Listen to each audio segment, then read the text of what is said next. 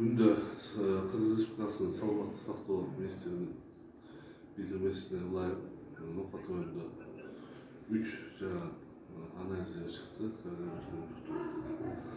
Ошонун негизинде бүгүн 20 мартынан баштап ноокат районунда өзгөчө кырдаал режим киргизилди. Буга чейин дагы ноокат районунда алдын алуу иштери жүргүзүлгөн. Бүгүндө биздин саламаттык сактоо кызматкерлери даяр азыр ошол орган жарандар стационарга жаткызылган. Аларды саламаттык сактоо кызматкерлеринин көзөмөлүндө. Анан дагы кандай учурлар катталат ал белгисиз, бирок биз ошону алдын алууга даярдык көрүп жатабыз. Ноокат району боюнча 700 орунга даярдалган мүмкүндүк бар, жок даяр. Тамак ашы, медикаменттер боюнча камсыздуулар Канча кишиден аныкталып сонда? 3 киши.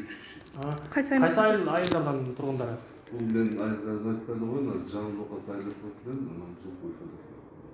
Алар кайсыл жактан келгендерден таанылып атат сонда? Бул жарандар кичи арчы сапардан келишкен. Бизге окшарга учуп келишкен. Негизинен булар Жизда шаарынан кичи арчы сапардан келишкен жарандарбыз. Анан алар кайсыл жанагы компания менен учкан жөнүндө аныктандыңыздарбы? Кагаз жүзүндө азыр аныкталган бар, айта албайм. Негизинен алар буга чейин деле биз ушу кичи арчы сапардан келгендерди баардыгынын көзөмөлүнө алынган. Буга чейин анализдер жүрөтүлгөн. Ошол бүгүн ушул 3 жарандан анализдер ушундай берилген. Алар ошол учуп келгенден кийин эле обсервацияга жаткырылганбы же бул кийин сиз мына сузактан учур катталгандан кийин анан текшерип баштадыңыздарбы?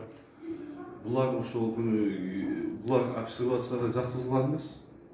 Бул жерде өзүңүздөр билесиздер, саламаттык сактоо өзүнүн эркинчилиги бар, алгоритмдери бар. Кайсы учурда келген учурда жаткызылат, кайсы учурда жаткызылбайт обсервацияга, кайсы учурда үй көзөмөлүндө болот. Булар баардыгы учетто болгон үй көзөмөлүндө турган баардыгы.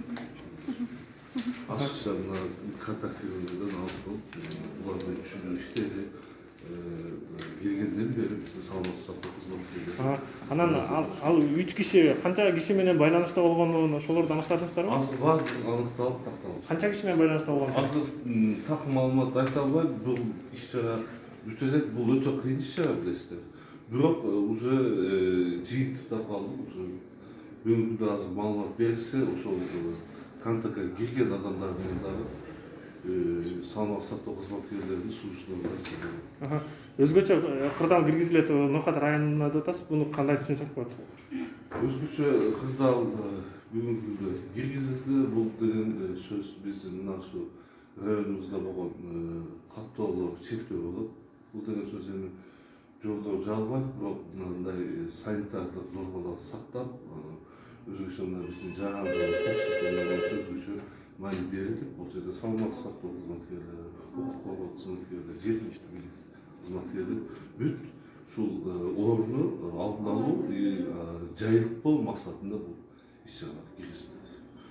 Бүгүнкү күндө Ноокат районунда акыбал жакшы, азык-түлүк жагынан эч неме ажиотаж жок. Эми өзүңүздөр билесиздер, башында бир аз туура эмес маалыматтар таркалып, кичине ажиотаж болгон, бирок бүгүнкү күндө азык-түлүк менен камсыздоо болуп атат. Күнүгө биз көзөмөлдөп атабыз, бааларды көзөмөлдөп атабыз. Базар иштейби, иштебейби? Базар иштейт, азык-түлүк дүкөндөрү иштейт, бирок баягы билесиздер, башаламан соодану токтотобуз. Мына ушу санитардык нормаларга жооп берген баардык дүкөндөр иштейт. Эми өкмөт токтому бар, 50 пассажирский местанын ашыкча столовыйлар, кафелер, алар жабылып, оюн зал, немелер, бильярдтар, башка немелер, алар уже жабылган. Ноокат районунун кичи ажылык сапарына канча адам барган өзү негизи? Баардык айыл өкмөттөрдөн барбы? Жок, баардык айыл өкмөттөрдөн жок, бирок приблизительно эми бул ажылык сапар билесиздер, ар бир айда 2-3 жол барып атат да. кайсы учурда айтабыз десек, акыркы учурларда акыркы Новоторунан 160-170 жакын адамга жакын адам келген. Ошол баягы бизде мына маалыматтар чыкканга жараша биз 160га жакын адамды тактадык. Булар боюнча бизде так маалымат бар. Кайсы рейсте келген, качан келген, бүгүнкү күндө баардыгы көзөмөлдө турушат. Үй карантининде жагдай. Үй карантин деп айтпайт, мына врачтардын тили менен үйдө кароодо турушат. Булар менен тиешелүү иш-чаралар жүргүзүлгөн, анализдер алынган, баардыгы салмак сактоосунун көзөмөлдө турат. азыркы ушул коронавирус аныкталган айыл өкмөттөргө блокпосттор коюлуптур да, биз келе жатканда көрдүк. Ошол блокпосттор коюлуп, элдерге түшүндүрүү, бирок элдер айтат, бизге түшүндүргөн жок, биз билбей жатабыз, эмнеге токтотуп жатат, бизди киргизбей чыгарбай жатат деп. Элдерге түшүндүрүү иштери мына акыркы мына Кыргызстанда коронавирус аныкталгандан бери күч алып эле жүрүп жатат. Калысаңыз мына базарда деле радио үзүлгөндө айтылып атат. Мына маалымат каражаттарында айтылып атат. Анан кийин өзүңөр билесиздер, социалдык тармактарда да айтылып атат. Бул жөнүндө биз мисалы мына мектептер жабылды, мектептердин мугалимдерине айтылган, ата энелерге айтылган баардыгына түшүндүрүү иштери болгон.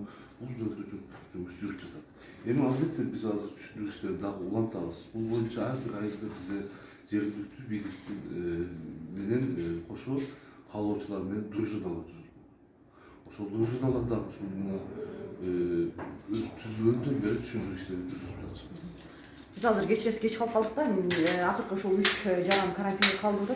Жалпы маалыматтан баштай бериңизчи, алар кайсы айылдын жарандары болгон. Биз азыр мына интервьюдан кечирип калдык да. Бизге дагы толук кандуу маалымат керек болот. Мен азыр айыл өкмөтүнө айтайын, жаңы окуп, айыл өкмөтүнө мына кийин Зултук айыл. Алар жалпы 3 жаран.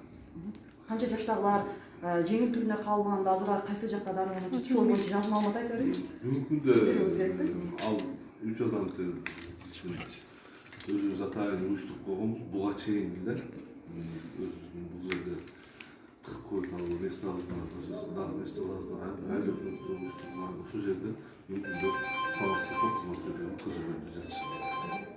Буга чейин эле алар көзөмөлдө болгон.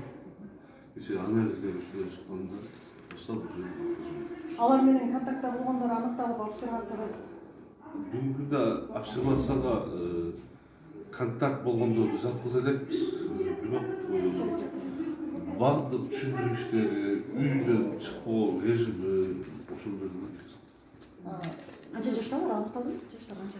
аныкталды. Азыр мен жана окудум, эң жашы 60-жылкы, андан кийин 49-жылкы мындай бир жаш. Эми өзгөчө кырдаалдар өзгөн эми антка киргизиптир. Кандай болуп атат? Эмне базарлар жабылып кандай? Алдыда өзгөчө кырдаал боюнча. Өзгөчө кырдаал азыр эле айттым да. Жумир алып себеби мына биринчиден алдын алуу, анан кийин ушул орунду таратпоо максатында кылып атабыз. Биздин жарандар коопсуз сактоо чектөөлөр болот. Эми чектөө булга чейин эле болгон, билесиздер. Мына азыр эле айттым, 50% ашкан кафелерди жапканбыз, санитардык нормаларды катуу текшерип чыкканбыз, дезинфекция иштери жүргүзүлгөн баардык мекеме ишканаларда, соода дүкөндөрүндө. Эми мына өзгөчө кырдаал режимге киргизген себеби ушул элдерди түшүндүрүп, мындай керек эмес жерлерде топтоолорду жок кылып, ошол эле максатта киргизилди. Бирок дүкөндөр, азык түлүк дүкөндөрү баардыгы иштейт. Анан албетте базар баягы башалган соодалар токтойт. Башталган кандай соода түйүндөрүнөн жылдырылабы же базарлар? Мен дагы бир жолу айттым, стационарда, орусча айтканда, дүкөндө стандарттуу түрдө соода кылгандар иштей берет. Сырттан айылына кайтып келгендер кире алышабы өзүнүн айылына? Кире берет. Биз эмне үчүн блокпостторду коебуз азыр? Ошол жерде дезинфекция болот. Ошол максаты болот. Андан кийин билбеген, башка жакка барган, бир себепсиз конокко келе башка кылган адамдарды кайтарып, түшүндүрүү иштерин жүргүзүп, ошол максатта биз аш тойлорго тыюу салып көзөмөл болуп атабы? аш тойлорго тыюу салынган, токтомдор чыккан, өкмөттүн дагы токтом чыккан, биздин администрациянын жергиликтүү бийликтердин айыл өкмөттөрү токтоп чыккан, баардык тойканалар, чоң зал жерлер жабылган. Айыл өкмөттө саны жалпы канча эле? Нукут району бул боюнча. жака азыр Лупиев айлыкмурду боюнча Жаңылык. Зултуев айлык боюнча 21 миңге жакын, Жаңылыкат айлык 28 миң. Канча койка даярдедиңиз эле дагы? 40 койка. Жоқ, 40 койка бул алдын алуу больницанын госпиталі даяр. Бүгүнкү күндө биз обсервацияга азыр даяр 700 койка даяр. Бирок азыр биз келе жатканда блокпосттон ошол дезинфекциялабай эле адамдарды жөн гана кайтарып атат. Бул жака силер кирбегиле, силер чыкпагыла деп эле кайтарып турат. Эч кандай дезинфекция болбой жатат. Себеби бул мыйзам. Мен бул жерде азыр губернатор жерде салмак сатуунун орунбасары жерде мен официалдуу түрдө жарыяламай сайын андай нерселер ишке ашпайт. Мен аны жарыяны жасадым, себеби бул деген сөз ошол үчүн коюп калган, биз буга даярданып турганбыз. Бүгүнкү күндө азыр мына санэпидемстациянын кызматкерлери, медицина кызматкерлери ошол жерге атайын формасы менен барышат. Санатчы. Ошол адистерден да интервьюлар дайындап койсоңуз жакшы. Нукат райондук ооруканасына барабыз. Кечиресиздер, мисалы бизде мына ушул коопсуздук максатында штаттын жетекчиси, район штаттын жетекчиси катары мен гана маалымат беремин. Бул бар жок мындай туура эмес маалымат бербеш үчүн биз атайын өзүбүзчө ички сүйлөшүүлөр бар. Өкмөт жетекчиси маалымат берет. Райондук оорукананын жетекчиси бере албайбы? Жок. Как штаттын жетекчиси катары мен гана маалымат бере алсам. Канча айылга блокпост коюлду? 3 Блокпост айылга. 2.